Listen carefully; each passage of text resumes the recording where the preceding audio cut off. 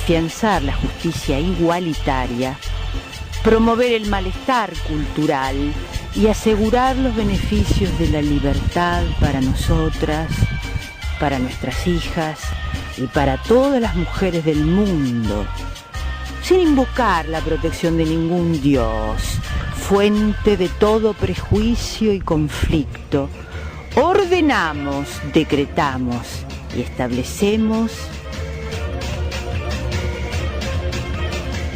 y que los platos los lave otro.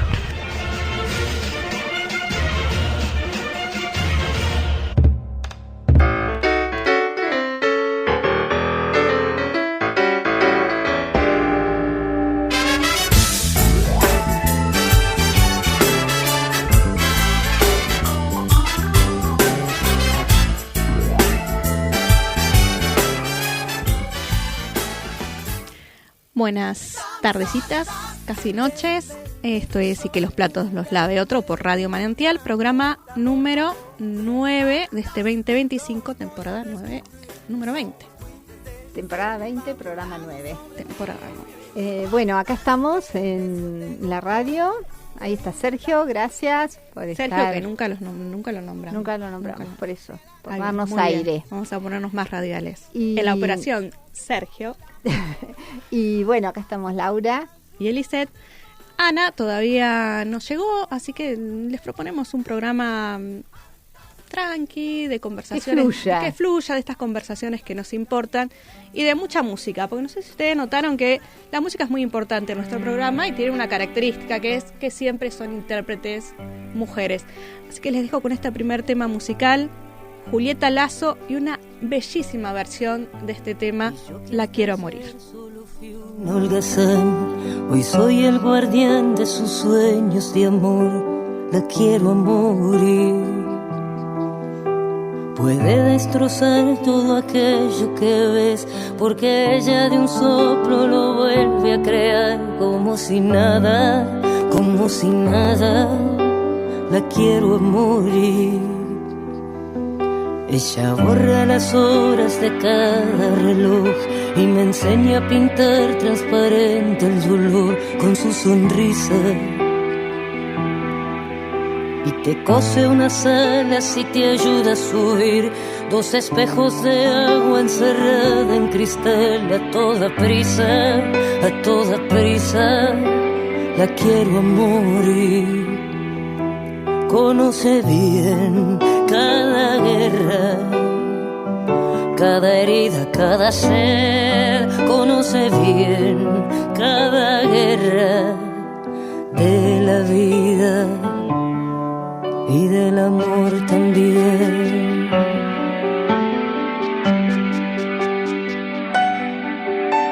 Y yo que hasta ayer solo fui un holgazán, hoy soy el guardián de sus sueños de amor, la quiero morir. Puede destrozar todo aquello que ves, porque ella de un soplo lo vuelve a crear, como si nada, la quiero morir. Ella borra las horas de cada reloj y me enseña a pintar transparente el dolor con su sonrisa. Y te cose unas alas y te ayuda a subir 2 espejos de agua encerrada en cristal. A toda prisa, la quiero morir. Conoce bien cada guerra, cada herida, cada sed. Conoce bien cada guerra de la vida. Ay, me enamoré de Julieta Lazo. Hermosa canción. Bueno, como el jueves pasado fue 1 de mayo, esa jornada o esa fecha, ¿no?, que nos recuerda las luchas de les trabajadores, me dieron ganas de traer para compartir un libro que se llama Quiero trabajo, de María Luisa Carnelli, que es un libro del año 1933. María Luisa Carnelli argentina, nació en la ciudad de La Plata el 31 de enero de 1898.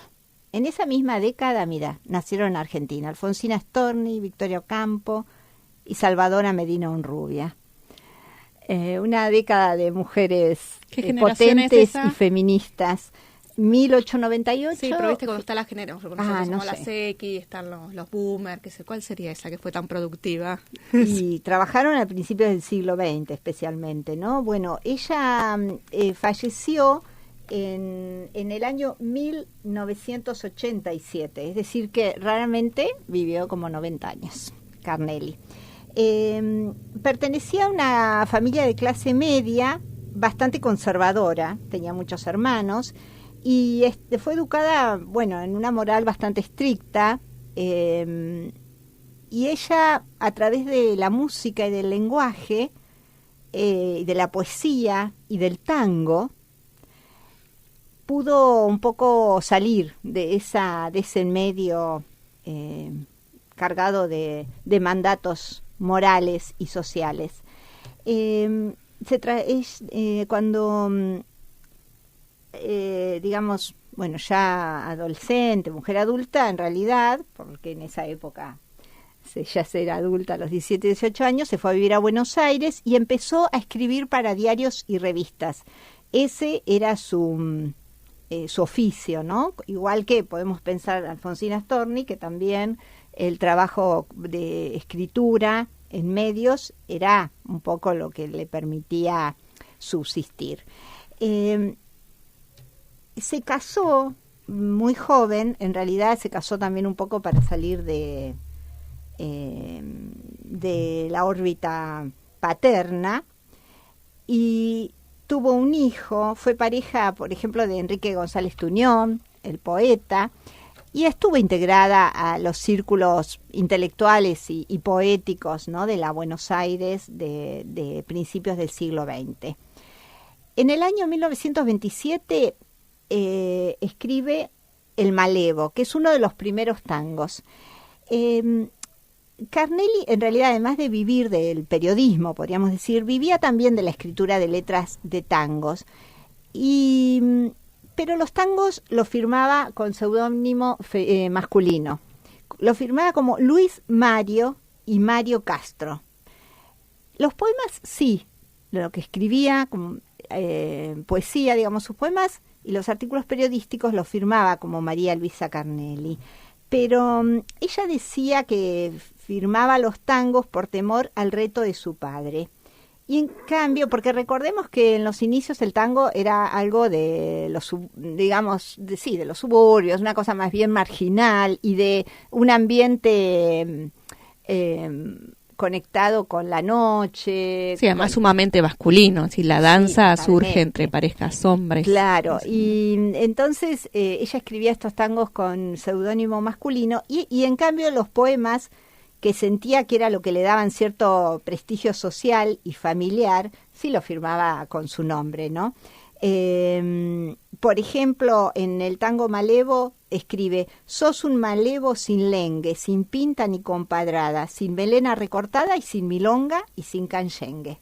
En cambio, como María Luisa Carnelli escribía: sobre la rama frágil que un pájaro ha curvado, pasó un soplo de brisa, blando, suave, infantil, fruto de savia débil, las hojas han temblado bajo la tibia y mansa caricia de abril.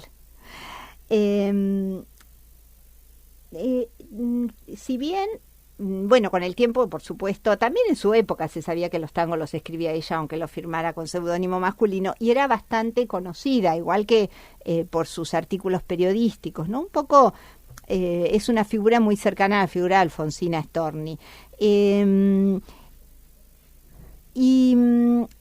Pero en el año 1933 ella publica 4 poemarios, empieza con una poesía amorosa y modernista, como este fragmento que les leí, después va a una poesía de corte social, y en el año 1933 escribe una novela, que ella lo siente como un gran triunfo, ¿no? Ella lo dice, bueno, pude escribir una novela, y esta novela es esta que traje hoy, que se llama Quiero trabajo, que es una novela realista, ¿no? Dentro de lo que era considerado en los 30, podemos pensar en el realismo socialista. Fue publicada por la editorial Tor, que era una editorial popular de esos años, y es una novela, está dividida en 3 partes, ¿no? En la primera parte, la protagonista, que se llama Susana, recuerda su infancia, su adolescencia, y cómo a los 17 años un poco desobedece y se va de su casa. En la segunda parte, la protagonista va a narrar las desdichas de su matrimonio, un embarazo, la decisión de interrumpir ese embarazo, divorcio, separación, deambular por la ciudad, prostituirse porque no consigue trabajo y no tiene dinero. Y en la tercera parte, que aquí esto es muy interesante, ¿no? Ella comienza esta búsqueda desesperada de trabajo y finalmente se integra a un grupo de desocupados, a una manifestación, y el libro termina como con un llamado a la unión de los hombres y mujeres del mundo para combatir el capitalismo. Incluso en la última parte, editorialmente es extraño, digamos, pensando en la época, porque tiene como carteles, consignas, impresos en otra letra, un poco imitando esto que estaba pasando también en las calles. Bueno, la novela denuncia, por supuesto, las injusticias en que vive la clase trabajadora, la corrupción de los políticos, las violencias a las que están expuestos les trabajadores, pero por supuesto, al ser contada por una mujer, tiene el sesgo de, digamos, tiene la marca de género aparece, ¿no? Como desvío, podemos decir, de lo que era porque podemos pensar en que en este momento estaba escribiendo, por ejemplo, Roberto Art, entre otros autores que escribían desde estas cuestiones del realismo social, pero ella le da la marca de femenina o de mujer. Y entonces ahí aparecen situaciones como es el acoso, la relación con su marido, la violencia, e incluso, bueno, este es un mundo de la prostitución para sobrevivir, e incluso algo que sorprende, pensado en un libro, y que todavía es un tema que no aparece tan mencionado en los libros, que es que cuenta que queda embarazada, está casada, no estando casada, queda embarazada, y decide que no va a tener ese hijo. Si bien ya el aborto ya había aparecido en algunas ficciones, pero acá lo extraño es que ella es una mujer casada y que aún así decide que no quiere tener ese hijo porque sabe que no es una decisión personal y que tiene que ver con la crisis social. Es decir, ella piensa ¿para qué va a traer a este hijo al mundo? Bueno, es una novela, la verdad que es increíble, la recomiendo que vayan, si la consiguen. Yo creo que incluso se puede encontrar digital para leerla. Y me gustaría leerles este fragmento, ¿no? Justamente donde ella se pregunta si quiere tener este hijo. Yo no quiero un hijo, ¿para qué? Mi vida no es una vida agradable y vulgar. No tengo dinero, comodidad, descanso, ni el más ínfimo motivo para ser feliz. La realidad es para mí actualmente amarga y trágica. Confieso que esto no me ha tomado de sorpresa y que lo presentí instintivamente, desde la primera noche, cuando en el lecho conyugal floreció mi inocencia. Esto es así, desventuradamente. Él ha manchado mi pensamiento virgen para todo lo que ha de venir, lo ha manchado para siempre. ¿Y ahora? ¿Para qué este hijo? ¿Qué alegría me puede traer? Mañana mismo, aunque tenga que empeñar lo último empeñable que me queda, mi anillo de matrimonio y mi saco de abrigo. Iré a desbaratarle a la naturaleza su malévola combinación. Más de 30 pesos no me ha de cobrar la partera.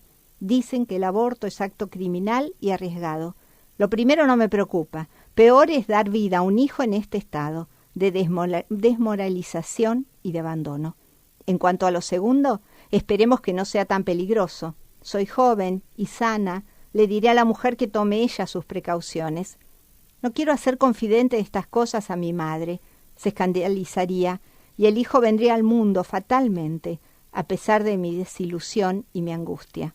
Por lo demás, si yo hablara con mi madre, Tendría que decirle tantas cosas, que no amo a mi marido, que no lo podré querer ya nunca, y que a los 17 años he visto, mudable y bárbara, la faz de la vida. Bueno, y otro fragmentito. También se anima a hablar de la infidelidad. Dice, le he sido infiel a mi marido, y esto lo digo con tranquilidad de conciencia. No hubo escrúpulos, remordimientos, ni la más mínima perturbación psicológica. Todo se produjo naturalmente, sin pasión y sin tragedia. Fui hacia los brazos de otro hombre buscando, no digo amor, no digo caricias, no digo sensualidad tampoco, ni dinero. Algo, quién sabe qué, humana piedad, probablemente. Y bueno, relata un poco una escena ahí con este hombre, que era una especie de amante, y termina diciendo esto. 4 horas me estuve allí en estado de ausencia. Al salir ya junto a la puerta de calle me dijo, mientras ceñíame en su abrazo final, ¿tienes suelto para el auto? Está lloviendo.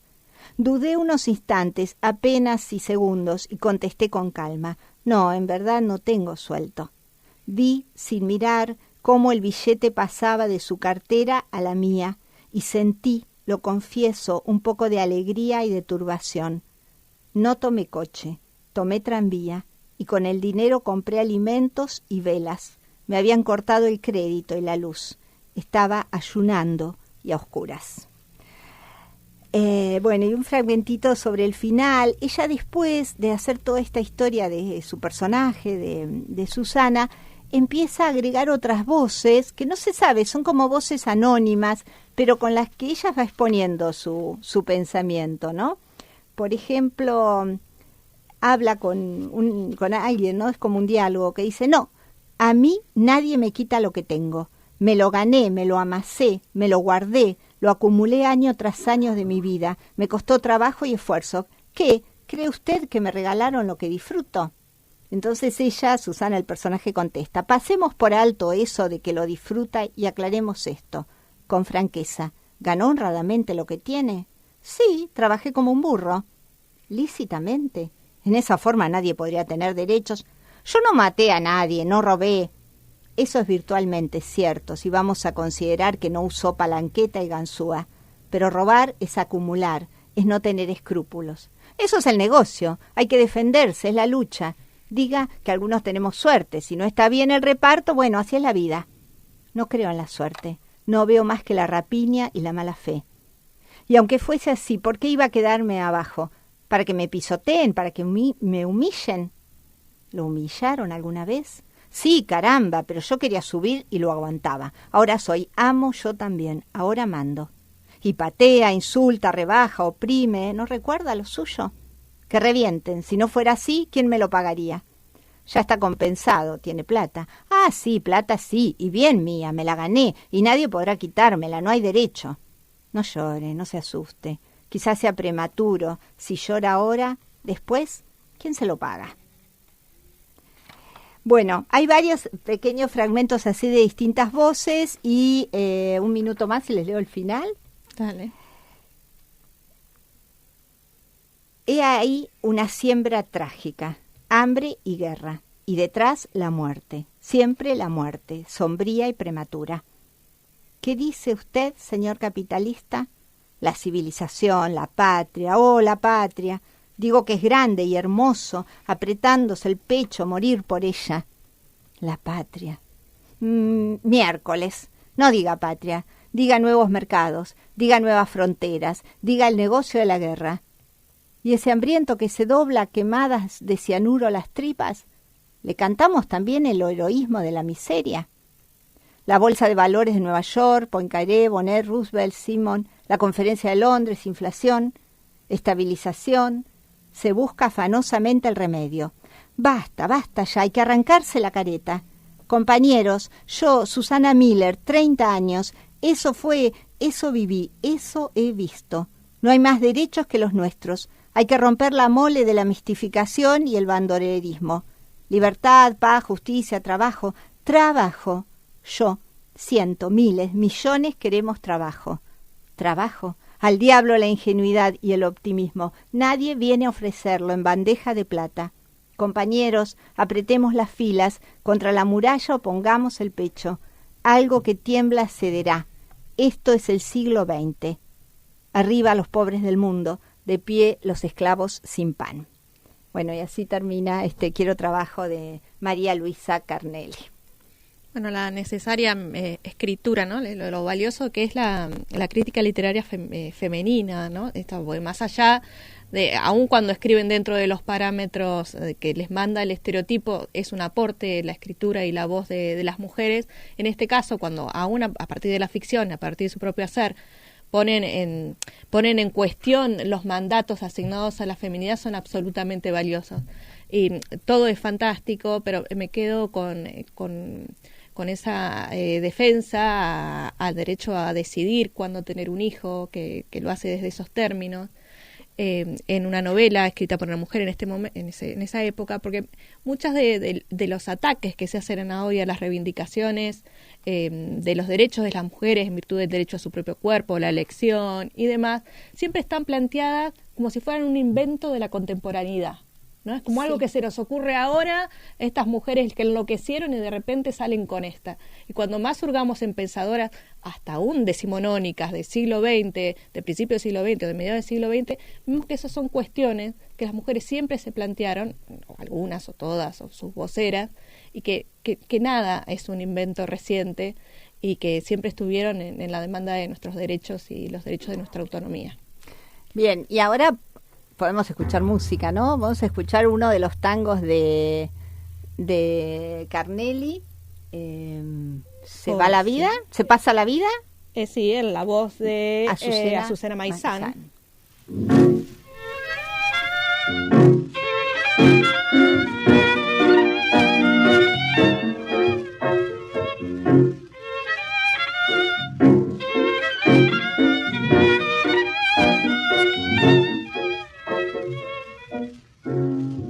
Se va la vida, se va y no vuelve.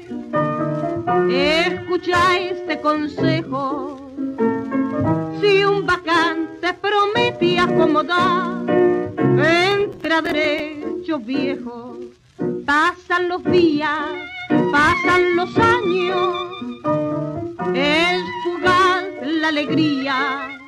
No penses en dolor ni en virtud, viví tu juventud.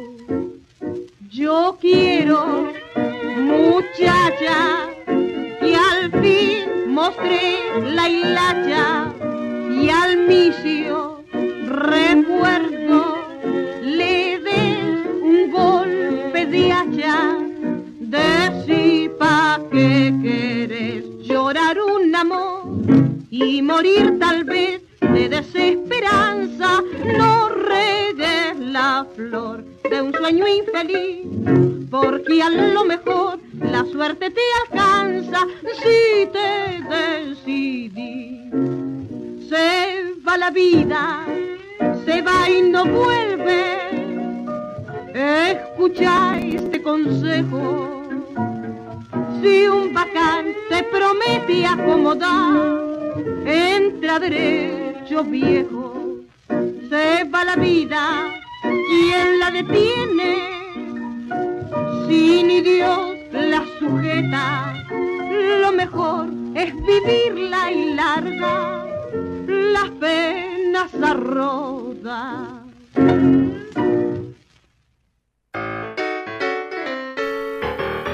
Las penas a rodar. ¿En qué año es este tango? Este es, y son todos más o menos de entre fines de los 20 y los 30. Claro, porque pasa, no tenía que pasar este tema, siempre me quedo con ganas de decir de algo, pero generalmente la primera etapa de principio del siglo XX, a partir de la Primera Guerra Mundial, hay un movimiento de estructuras, uno también lo puede ver en la publicidad, que es mucho más avanzada de la sociedad después de la Segunda Guerra Mundial, ¿no? Como que la sociedad se vuelve más conservadora desde todos los ángulos de la cultura, de la segunda, sí, que es la mujer antes. Tiene que volver a su casa, el modelo de la mujer impecable en la cocina con el hay que recuperar todas las personas muertas. Claro, es posterior a la década del 40, que es esta última la que tenemos más cercana, y nos olvidamos de todos estos gestos revolucionarios aperturistas que tuvo la primera mitad del siglo XX en cuanto a modelos modelos femeninos, ¿no? Sí. Bueno, tenemos todo el surgimiento del feminismo y demás, la Belle Époque, todo ese tiempo. Bueno,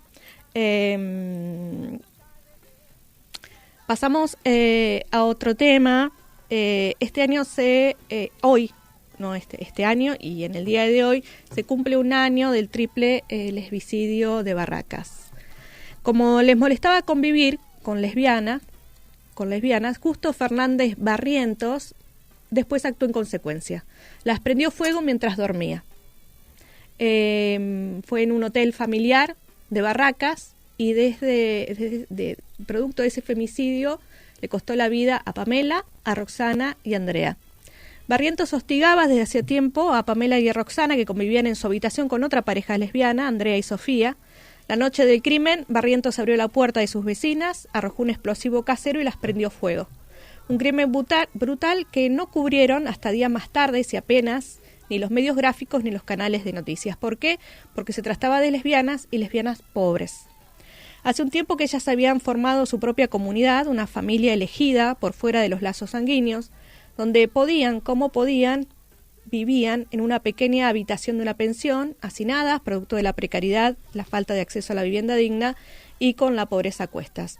Pamela falleció a las pocas horas del ataque, Roxana 3 días después, Andrea agonizó durante 6 días hasta que su cuerpo ya no dio más y Sofía es la única sobreviviente que hasta hoy exige justicia.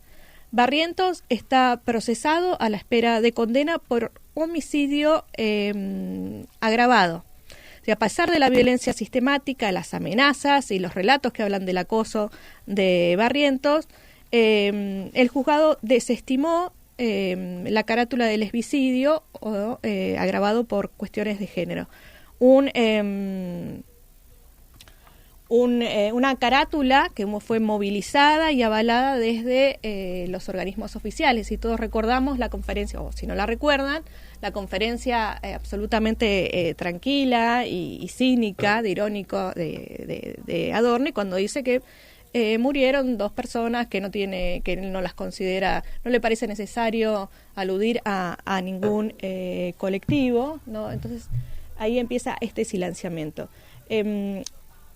Quiero hacer mención a dos notas que hoy publica o a las que hace referencia el ADFEN, el sitio periodista feminista. Es una nota de Estefanía Santoro y otra de Sofía Corazza, que las dos aportan 2 aspectos ricos que hacen a este tema. Estefanía Santoro habla sobre todo de cuando se la soledad que se vivió después de este lesbicidio por parte del Estado, que les niega visibilidad como tal por su elección, por su orientación sexual, y cómo de última todo se moviliza a partir de la construcción inmediata de redes de la comunidad lésbica, que son las que movilizan, que hacen ruido, digamos, para que los medios lo cubren.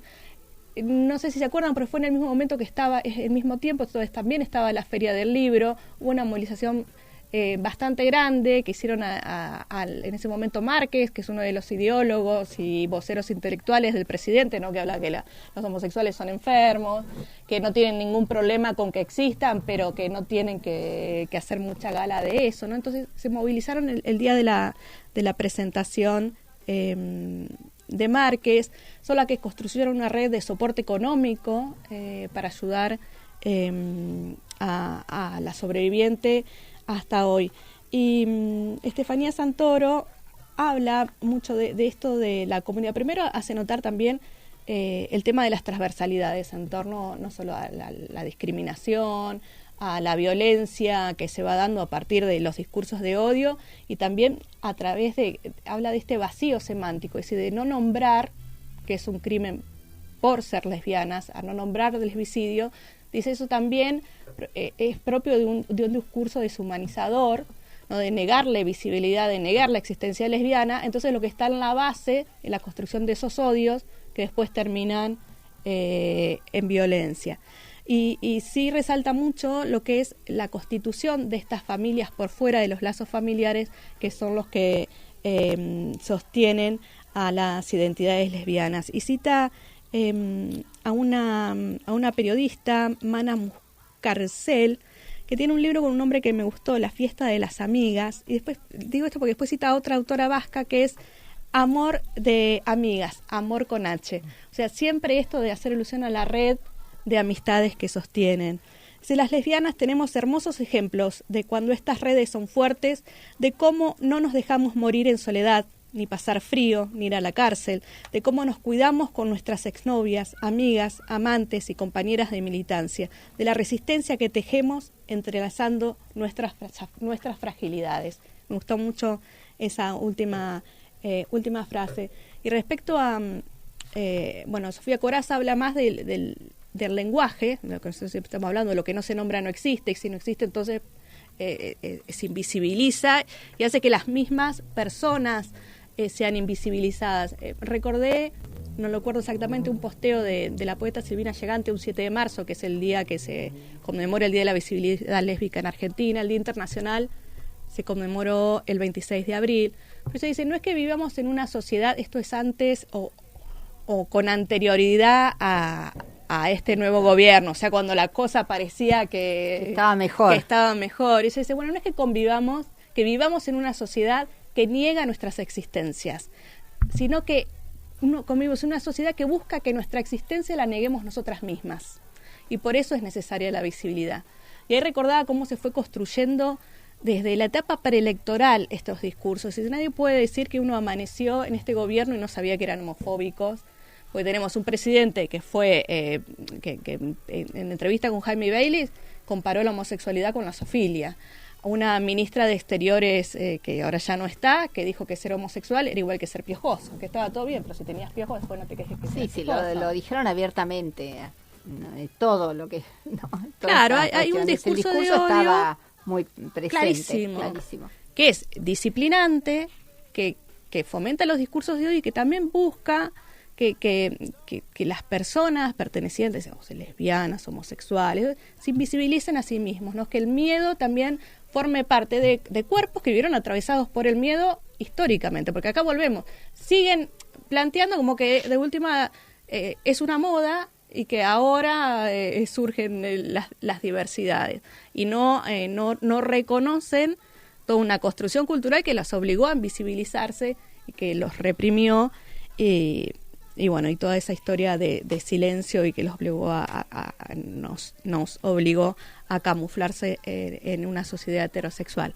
Pero que ahora estamos viviendo una escalada muy fuerte de discursos de odio que terminan en violencia y que se construye a partir de muchas microviolencias en lo cotidiano. ¿Y qué hora es? Y no sé si quieres decir algo más.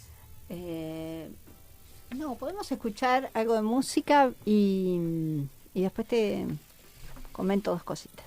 Bueno, pasamos intermedio musical. Casu, pobrecito mi patrón.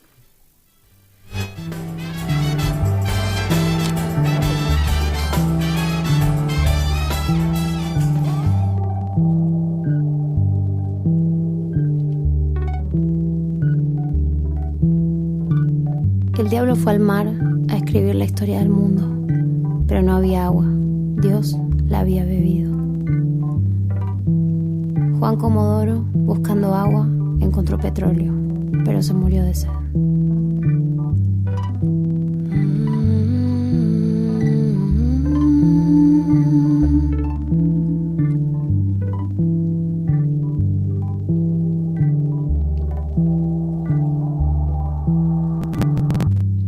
Más que el oro es la pobreza, lo más caro en la existencia.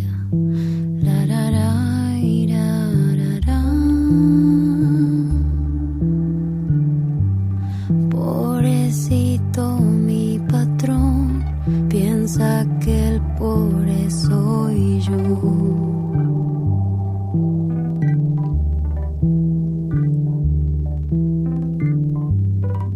Solamente lo barato se compra con el dinero.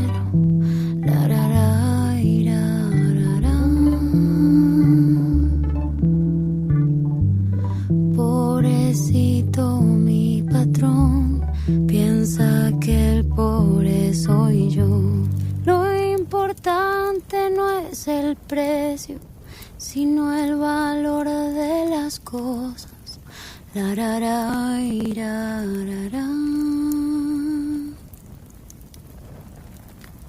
Pobrecito mi patrón, piensa que el pobre soy yo.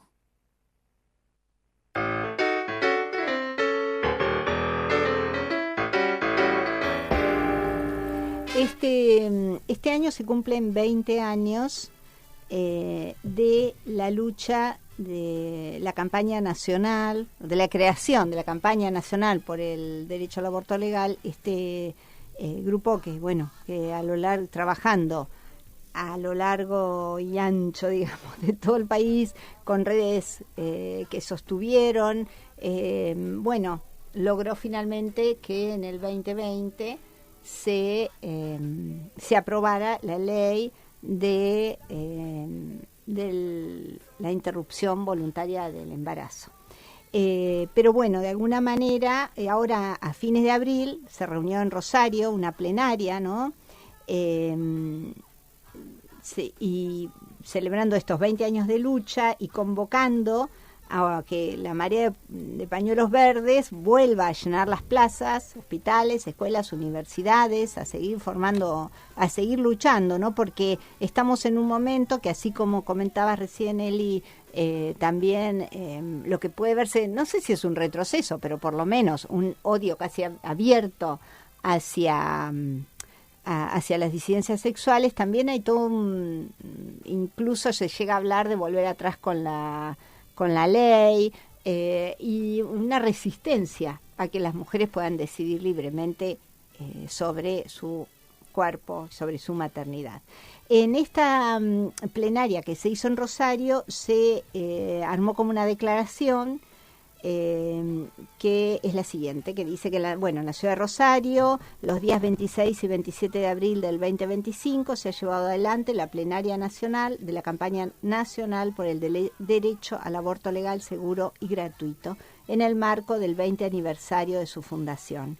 En este contexto de constantes ataques a los derechos conquistados por parte del Gobierno de la Libertad Avanza, seguimos reafirmando día a día nuestro compromiso inclaudicable en la defensa del derecho al aborto legal, seguro y gratuito, y de los derechos sexuales y no reproductivos. Como feministas nos reafirmamos como antipatriarcales, antifascistas, anticapacitistas y antirracistas.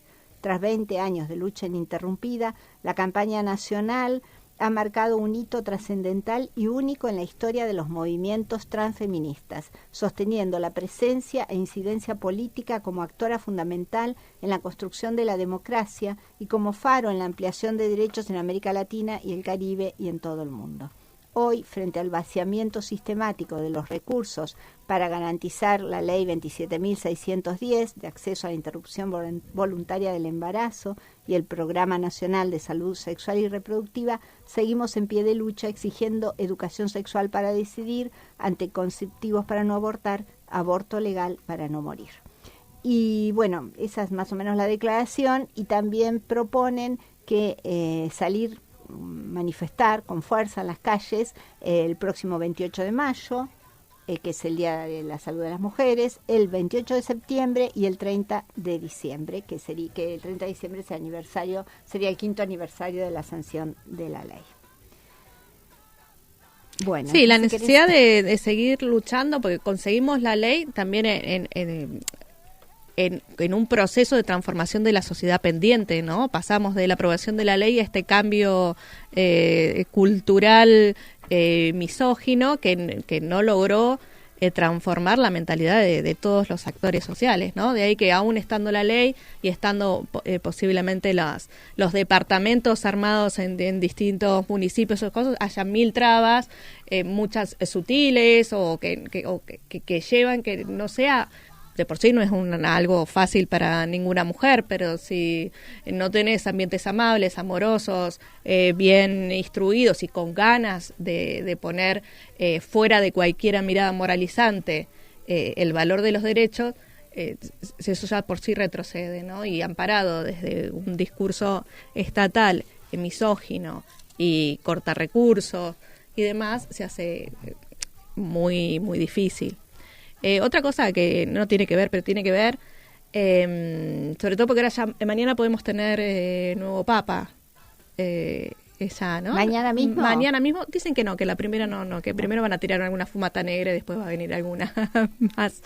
Pero creo que también la moral religiosa en nuestro país ha sido muy, muy fuerte a la hora de fundamentar y de tomar las posiciones que negaban el derecho al aborto legal, sobre todo a las mujeres, ¿no? Hay encuestas, creo, de la UNESCO que cuando decían de la IBE, es decir, algunos sectores religiosos o practicantes religiosos de cualquier religión no opinaban igual que sus cúpulas religiosas, diciendo, bueno, que en caso de violación, en caso de malformación, en caso de abuso sobre todo, estaba bien el aborto. Pero ya estamos de IBE, lo que, o sea, de la ILE, voluntaria, la intervención legal, lo que generó muchísima resistencia y sigue teniendo muchísima, es la intervención voluntaria del embarazo. Ese es el derecho simplemente de una mujer a decir si quiere tener un hijo o no. O sea, volvemos al relato, Carnelli, a la defensa de Carnelli. Y bueno, y mañana, si bien eso se mantuvo dentro del pensamiento reformista, digo que fue bastante reformista dentro de la iglesia de Francisco, creo que mañana se va a ver cuál es el posicionamiento bien de la Iglesia respecto a si esa reforma que se inició con la subida de Francisco es representante de toda la Grey católica, ¿no? Ahí... A mí me da miedito, ¿qué querés que te diga? Tal como venimos en el mundo con las derechas, yo tengo, claro, pero sí, bueno, nos podemos hacer todavía un poquito de ilusión. Sí, que la ilusión sería, yo en esto siendo muy poco romántica y sensible, más allá que valoro el Papa argentino y lo que implicó para la reforma de la Iglesia, porque veníamos de 20 años de una Iglesia ultraconservadora, no sé cuán representativo fue Francisco para su Grey católica. Para mí hasta hoy, para los católicos fuertes, Juan Pablo II sigue siendo más popular que Francisco. A Francisco lo mirábamos con simpatía más los progres o los laicos que decíamos, ay, la Iglesia por ahí está cambiando. Mañana se va a ver, mañana y en estos días, a ver si esa reforma fue en medio de, porque no sé si recordamos cuando Francisco asumió, había una iglesia en llamas, ¿no? Producto de un hecho de corrupción muy fuerte asociado al Papa, y los abusos sexuales que ya era imposible de tapar con nada. Entonces, bueno, tenemos que hacer, la reforma era necesaria. Ahora con estas derechas y con todo lo que ha pasado, veremos para dónde va la política clerical o eclesiástica. Bueno, ya nos vamos a ir despidiendo, pero yo hoy quería recordar, hoy 6 de mayo, hubiera cumplido 67 años Nancy Griselda Cereijo, hermana de Elvira Tile, nuestra amiga. Nancy fue secuestrada el 23 de abril de 1977, cuando tenía 18 años. Ella estaba trabajando, estaba estudiando en la universidad, estaba estudiando bioquímica en la Universidad Nacional del Sur, en Bahía Blanca, y y estaba trabajando en un hotel, y ahí fue la Brigada de Investigaciones a buscarla, la secuestró y la llevó al centro clandestino de detención de Bahía Blanca, llamado La Escuelita. Ahí también habían secuestrado y estaba también su novio, Andrés, que también tenía 18 años como ella. Bueno, Nancy y Andrés, los dos eran hijos de militares, y entonces tuvieron la deferencia, diría Tile, de publicar las muertes de ellos dos, de no dejarlos como desaparecidos, sino de publicar sus muertes en periódicos, haciéndolos figurar como muertos en un enfrentamiento, mintiendo, ¿no?, en lo que había sucedido, porque después en los testimonios de gente que estuvo detenida, por ejemplo Alicia Pernoy, que estuvo detenida en La Escuelita y que sobrevivió, los recuerda, ¿no? Eran como, lo estoy hablando y me vuelve a emocionar pensar, porque eran dos parejas de novios muy muy jóvenes. Andrés y Nancy eran una de las parejas, eran casi niños, y bueno, los mataron simplemente. Queríamos recordar a Nancy hoy. hubiera sido su cumpleaños y que de alguna manera, bueno, siga presente. A propósito de esto, Eli... Sí, ahora que está en boga, que estamos todos mirando, yo ya lo vi, pero que está en medio de la prensa que se estrenó El Eternauta, una familia diezmada por la represión de la última dictadura militar, y seguramente hay 2 nietas, 2 nietos o 2 nietes que están mirando esa serie sin saber que Héctor Oesterheld era su abuelo. Memoria activa, queremos a todos los nietes con nosotros. Pensaba que es una metáfora maravillosa, ¿no? Que, digamos, desaparecieron toda la familia, pero pensando en Oesterheld, ¿no? Que desaparecer es querer borrar a alguien, porque ni siquiera queda un cuerpo donde se pueda recordar a esa persona, ¿no? Tenerlo, bueno, en un cementerio, lo que decidan. Desaparecer es como justamente eso, ¿no? Que desaparezca, y que este éxito de la serie, que hoy es la serie número 1 en vistas en todo el mundo, como demuestra que no lo lograron, que no lograron desaparecerlo. El libro, por ejemplo, es el más vendido El Eternauta es el libro más vendido en la Feria del Libro, y están agotándose las ediciones, imagino que estarán reeditándolos rápidamente, pero bueno, de alguna manera es un triunfo sobre la muerte. Sí, lo generacional, yo haciendo autorreferencia a mi hijo de 19, que no me da pelota para nada, estaba mirando El Eternauta en paralelo conmigo, sí, ¿no? Y se enteró también, todo esto. Sí. Y el valor de la cultura, volvemos a la novela de Carnelli, volvemos al Eternauta, como un discurso de resistencia y de pervivencia, de no borrado, ¿no? Que se estrene El Eternauta hoy en este contexto.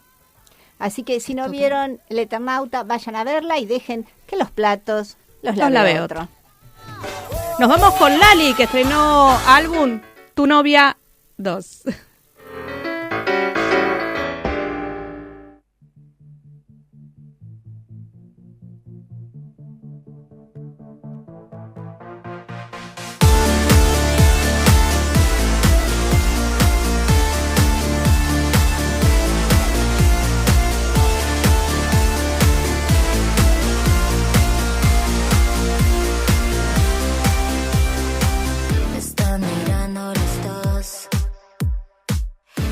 Podría sumarme